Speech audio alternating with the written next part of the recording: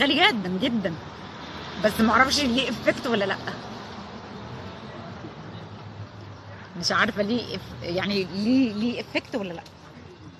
اهم حاجه انك تبقى راضي، يعني اهم حاجه انك تبقى راضي عن شكلك. يعني بقول لك انا تعبانه دلوقتي وعارفه ان انا عيانه وان وشي ابيض. ابيض هنا بيقولوا ابيض او اصفر، ما اعرفش عندنا بالمصري وشك، يعني في مصر لما بيشوفوك يقولوا لك وشك اصفر، وكان المفروض انزل لكم كده حاطه ابيض واحمر، بس انا عيانه، انا تعبانه، خلاص هو انا كده.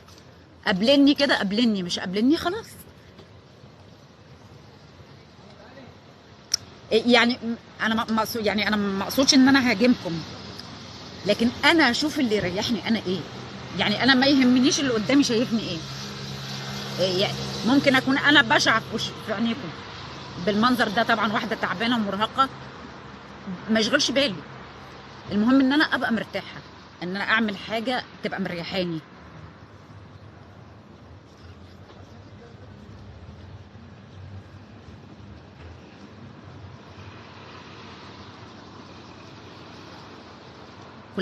كل الناس دخلت الفيلم. ميرسي يا محمود.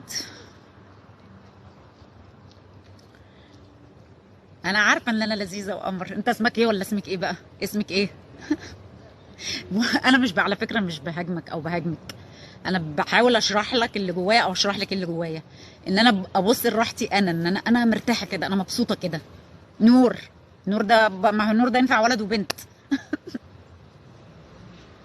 ريان رجع، ريان رجع، ريان رجع. ريان رجع. نور بنت حبيبتي. لا بنات بدل بنت بقى انا ما ازعلش منك، يبقى انا كده متاكده انت بتديني نصيحه.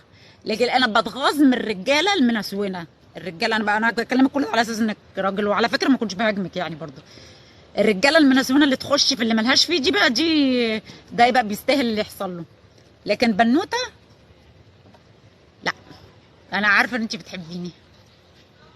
دخيل روحك. يعني ايه دخيل بقى؟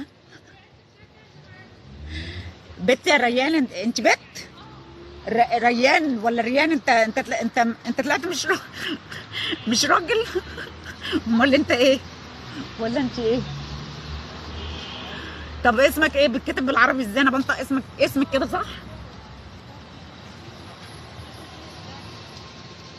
مساء الفل يا معلم.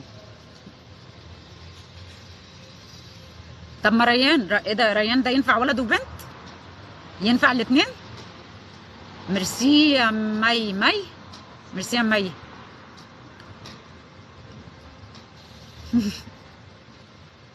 البطن اللي حملت لي عامله عمليه النهارده في المستشفى، ادعوا لها بقى، ادعوا لها تطلع لنا بالسلامه. ادعوا لها، ادعوا لها يا جماعه، ادعوا لماما.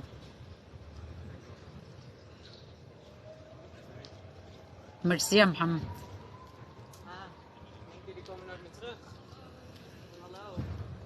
هاي نفسي تشوفوا الالوان اللي انا شايفاها دلوقتي. الوان.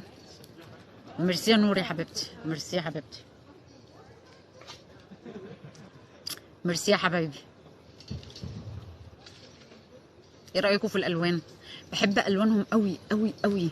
الوان هاديه وبسيطه. يمكن لما جيت هنا جديد وانا جايه بقى من الشخلعه والدندشه والفرفشه والالوان بتاعتنا اللي انتوا عارفينها دي في مصر، كانت بالنسبه لي مأساة ان انا اقعد هنا. يعني انا شايفه الناس دول ما فيش ذوق، ما فيش ذوق في اللبس. وكنت اعاني بقى، اعاني عشان اوفق حاجه او الاقي حاجه البسها. في الاخر اتعودت بقى، لقيت ان البساطه دي احلى حاجه، احلى حاجه في الدنيا. اللبس البسيط، الميك اب البسيط. عارفين يا بنات او يا ولاد، الولاد حبايبي اللي هنا، اللي انا بندهش له ايه؟ يعني اللي انا بتخض منه بندهش له ايه؟ لما الاقي واحده عامله فيديو او لايف من على